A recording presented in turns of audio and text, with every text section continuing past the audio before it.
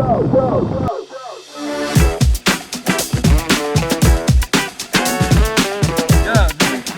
magnifique extraordinaire.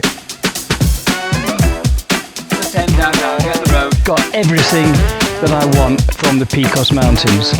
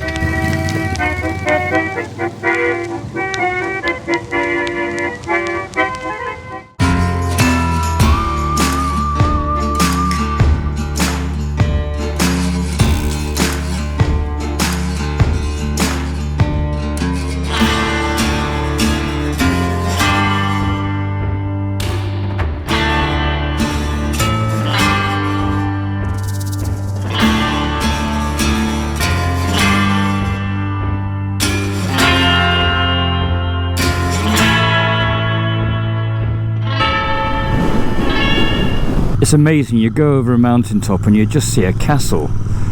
I mean, it's just extraordinary. I'd love to get to see that castle. How'd you get to it? There must be a road. I'm gonna go down here, I'm gonna have a look.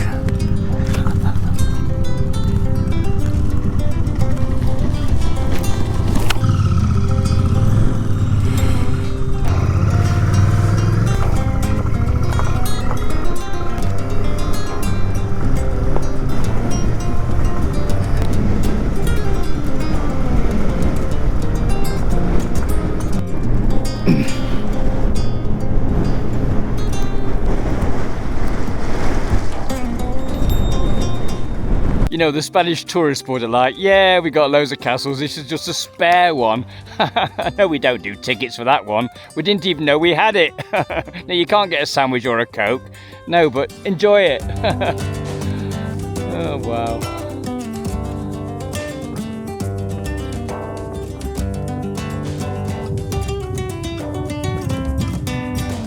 But just imagine what it must have been like in the old days, chucking out molten lead, if that's what they did, bows and arrows, defending their stores of grain, looking after the village. Wow. Obviously, they all have great vantage points to castles. They can see invaders coming along for miles. They're always built on an outcrop of rock. How extraordinary.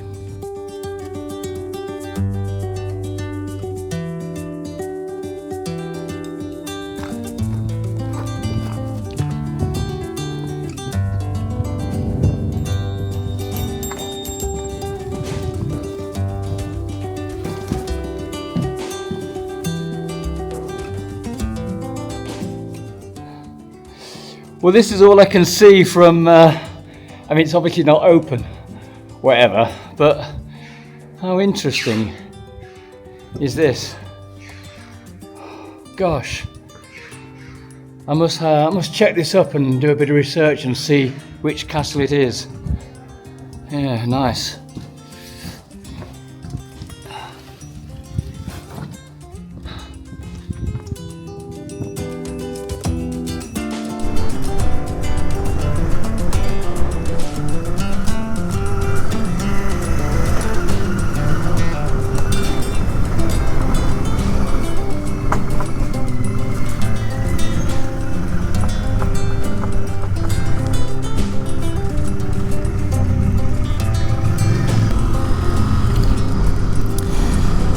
So I'm riding along this road and all of a sudden it gets narrower and turns into a bit of a farm road. And I'm thinking, if this is the edge of Europe, then I'm a goose. You got it. I'm lost again.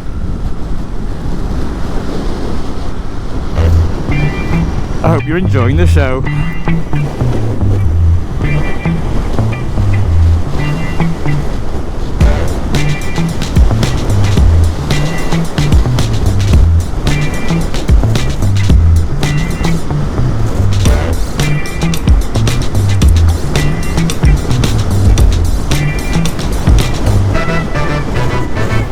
You know, sometimes you just see something which is just wonderful. It's one of the, oh my goodness me, it's just like a little side quest. Mountainous Spain is phenomenal. It's as beautiful as anywhere I've seen in the world.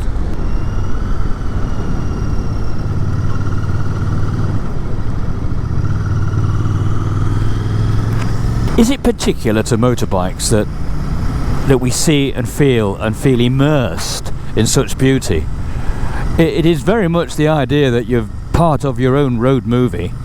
You know, you're not being filmed, you are in it, you are a participant. It's very different to participant. It's very different to being in a car. You can't deny it. Wow.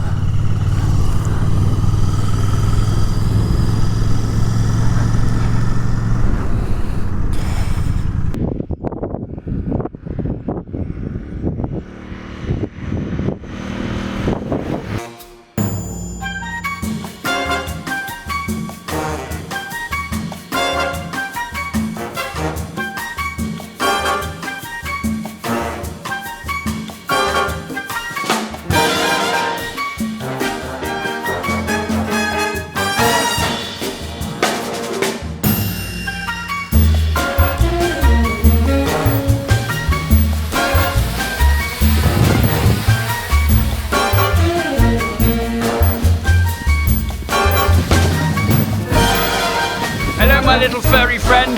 Yes, it's time to come down. There you go. There you are. Time to go to Bobo's. Yes, that's it. Yes. Time to go in your little bag. Yes, I think that is absolutely the photograph that I wanted. Marvellous. We've got it. Now I can, I don't know, I'll give myself a nice cup of tea somewhere, wherever I am. Yeah.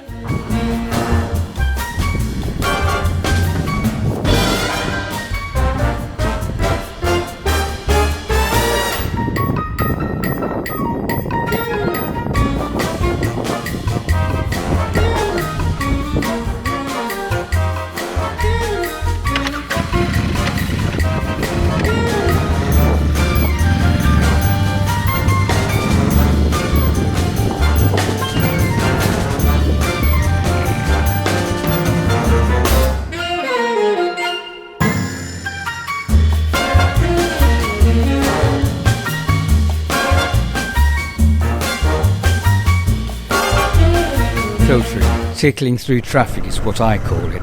You see, you have to know your space pretty intimately, because on a good filter you save hours. Think about it. It's also useful if you need to get away. I mean, time and experience will get you there, but until you need it, what is the point? Well, I think, what if you had to escape a difficult situation quickly? Bandits are chasing you, for example, or it's about to rain very heavily. So you need to know, I reckon, how to control the flow as best as you can, to improve your progress along it. Being friendly helps, but I think you've become a dominant presence because you're narrow enough to ride between cars. You can do things no other vehicle can, and it's a great skill, not to be undertaken lightly.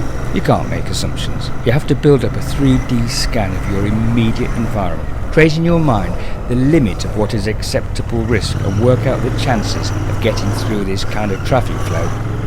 Okay. Oh, there's the sea. I'm just going to go and have a quick look. It's funny, even though I am right by the edge of Europe, I don't see the sea very much.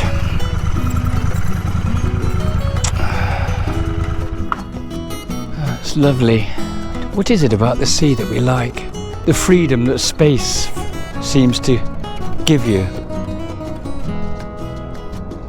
The idea that if you cross that ocean, You're going to go to somewhere very new, maybe very unfamiliar, and that's exciting.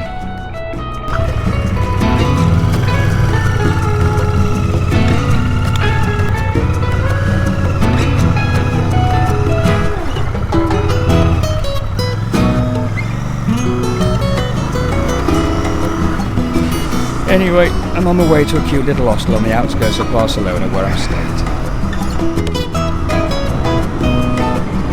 You know, one of these days, just to get away from the traffic, I know it sounds bizarre, but I might take up walking.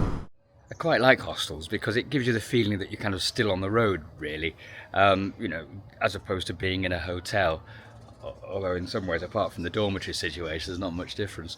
It's a step up from camping also, which I actually like. A lot more comfortable, and sometimes you just need that extra comfort when you're riding and you're on the road for weeks and weeks. And it's not expensive. It's a perfectly good opportunity, and you know, certainly a great way to travel in many ways.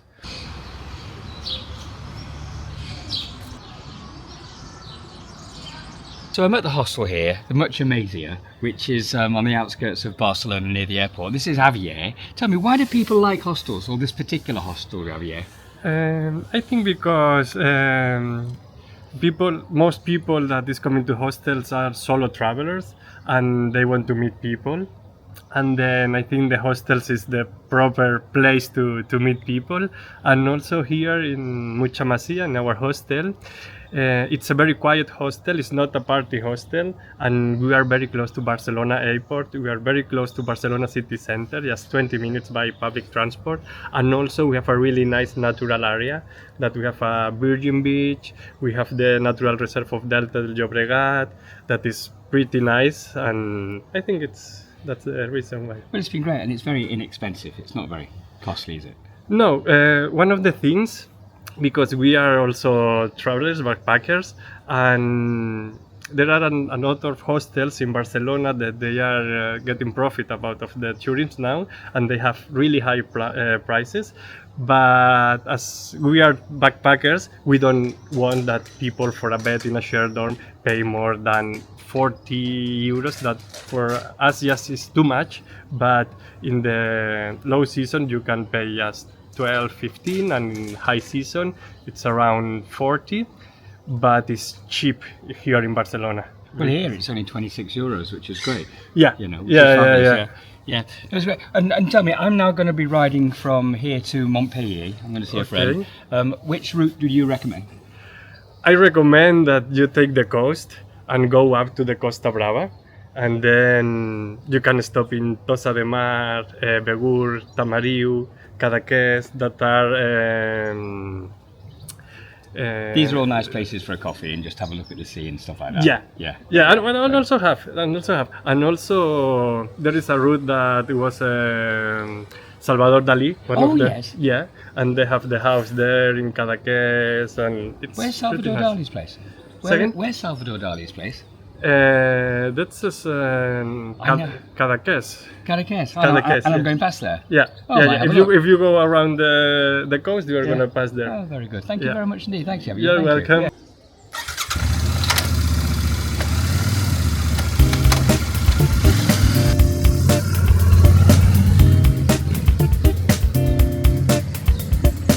Something I want to see on the way. I'll go partly by the coast and I'll partly just get there fairly quickly, but I want to see Salvador Dalí's house, which is at Cadaqués, which is on the Spanish coast just before you get to France, on the eastern edge of the Pyrenees. I've never been, always wanted to go.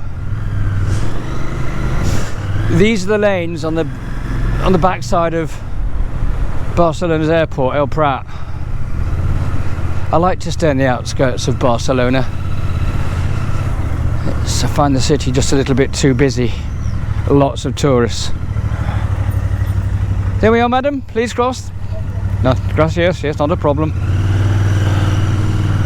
And then down here somewhere. Oh God, yeah, here we can. Yep, that's it. Good. To be mown down by a digger. Lovely day to ride a motorbike. This is what it's like sometimes to get to places that you want to go and see. Because everybody else wants to go and see it as well. Maybe we can slip through here a bit. Yeah, I think we can, and we're alright.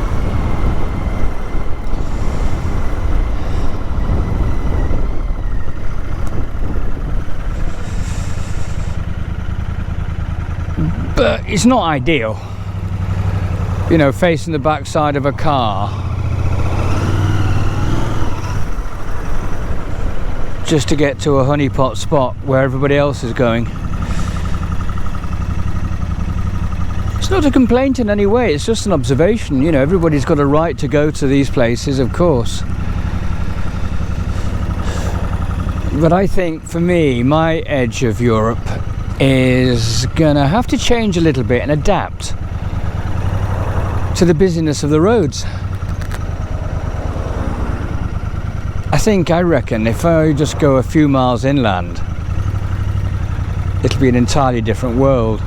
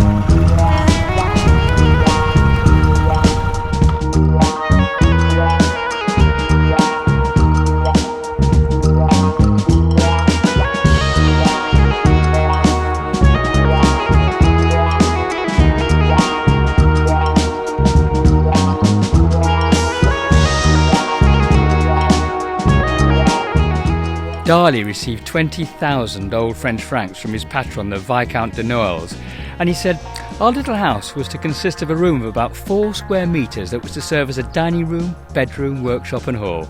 He went up some steps and on a landing 3 doors opened that communicated with a shower, a toilet and a kitchen of just the right size to be able to move around in.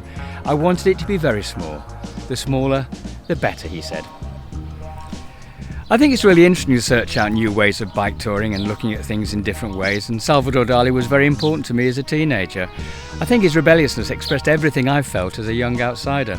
And he said about this place, Portilligat, "It's the place of realizations, it's the perfect place for my work, and everything conspires to make it so."